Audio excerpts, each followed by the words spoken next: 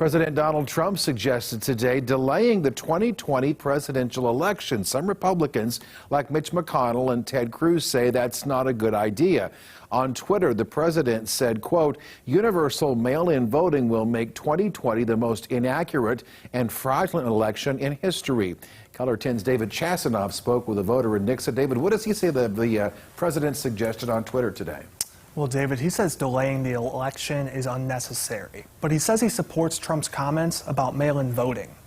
Skip Phipps votes in person. It's part of our civic duty to take time out of our day to go to do it, but also because it's secure. I know when I got that ballot, I can check it. I can see that it's filled out correctly. I can see it go in the machine, and I can see the count. Some of his friends have mailed in ballots before. It was important enough for them to jump through the hoops, but it was extra hoops. I think we keep thinking that a mail-in ballot is going to make it easier, but it actually sounds like it's harder. A long process for some voters and deputy clerks. Greene County Clerk Shane Scholler says when his team receives an absentee ballot by mail, they check the address, signature, and make sure it's notarized. Anytime you talk about voting, there's always the opportunity for fraud, whether it's in person or whether it's by mail. That's certainly something that we, try to be careful in terms of when we receive. Scholler says he can't speak for President Trump's concerns, but as an election official, I have concerns about the system being overwhelmed. Local election officials not being able to adequately get the ballots out in time because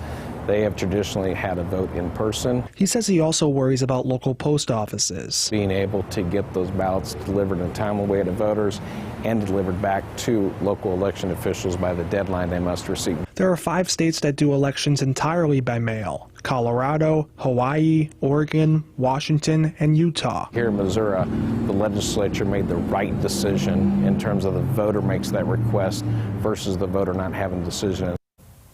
And Scholler right there is referring to earlier this year when Missouri lawmakers approved the bill that allows voters to vote by mail for elections happening later this year. The bill also allows people to cast an absentee ballot if they are at risk for COVID-19 without getting the ballot notarized.